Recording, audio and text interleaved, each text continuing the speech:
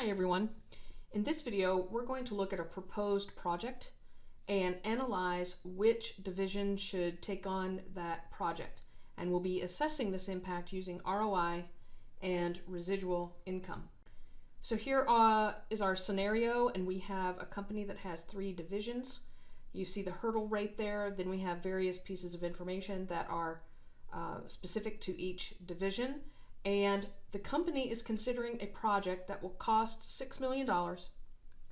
The return will be $550,000 per year, and this project is to be implemented by only one division. The first thing that we want to do is calculate the ROI for each division, and we do that by taking the operating income, which in this case is $425,000, and you get that number by taking the sales revenue minus the cost of goods sold minus the miscellaneous operating expenses. So for Division A, operating income then is the $1.3 million minus $800,000 in COGS minus miscellaneous operating expenses of $75,000. That gives you the $425,000. Then for each division, you do the same calculation. Now that you have the operating income, you will take that operating income and divide by the investable assets of each division. So for Division A, the $425,000 of operating income divided by the average investable assets of $10 million gives you a 4.25% ROI for Division A. And then as you do the rest of the calculations, you see that Division B comes out to be 9.6%. and Division C at 5.39%. Now we will look at the residual income for each division, and for that we take the $425,000 operating income minus the average investable assets times the hurdle rate. So for Division A, that would be the $10 million times the hurdle rate of 9%. For Division A, we end up with a negative residual income of $475,000. For Division B, we come up with a positive $15,000, and for Division C, we come up with a negative $137,000. Now we rank each division according to ROI and residual income. So the number 1 division is Division B.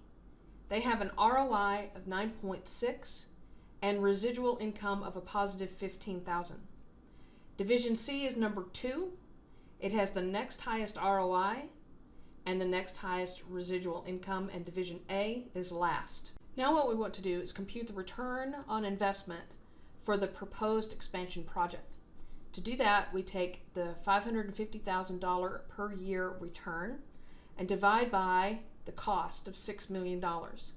And that gives us an ROI of 9.17%. Yay, that is higher than the hurdle rate. And so is this an acceptable project? Yes, it is, because that's the reason for the hurdle rate. If you don't meet the hurdle rate, then it would not be a project that you would consider. Now what we want to do is that without any calculations, we want to assess whether or not the project would increase or decrease each division's ROI. And we also want to state whether or not the division manager would accept or reject the proposed project. For Division A, the ROI would increase. The 9.17% that we calculated as the ROI on the project is higher than the current 4.25% ROI that Division A has. So it would increase their ROI, so that manager would accept the project. Division B, however, this actually would decrease their ROI.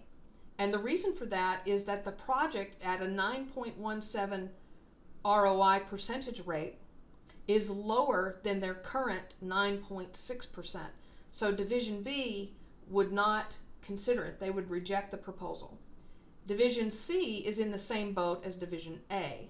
So that manager, they would certainly entertain the idea of doing this project because the 9.17% ROI is higher than their current 5.39. So it would increase their ROI. And the last thing we can do is we can prove it out by actually doing the calculations. We can take a look at how this will affect the division ROI and the division residual income. So for division A, the $425,000 operating income, you want to add to that $550,000 return for this particular project. And also for the $10 million investable assets that are in division A, you would add the $6 million. So the ROI is taking the 425 plus 550 and dividing by the 10 million plus 6 million. That gives a new ROI for division A as 6.09. So instead of 4.25, if division A takes on this project, their new ROI for their division is 6.09. If you do the same calculation for division B, you'll see that their ROI overall drops from 9.6 to 9.29. That is why division B would not want to consider doing this project. Division C goes from a 5.39 ROI to 7.7%. And finally, you see the effect of the residual income. So again, in that scenario, what you're doing for each division is you're taking the operating income plus the additional operating income, and then you take the investable assets plus the cost of the new project multiplied by the hurdle rate. And so for division A, the 425 plus 550, then you take 10 million plus 6 million for 16 million times the 0.9%. And so your residual income will then be $465,000. I hope this helps to see how you can assess a project and what division might be willing to take on this new project. And if you have any questions about this, please leave them below and I'll be happy to help. Thanks so much, and I'll see you on another video.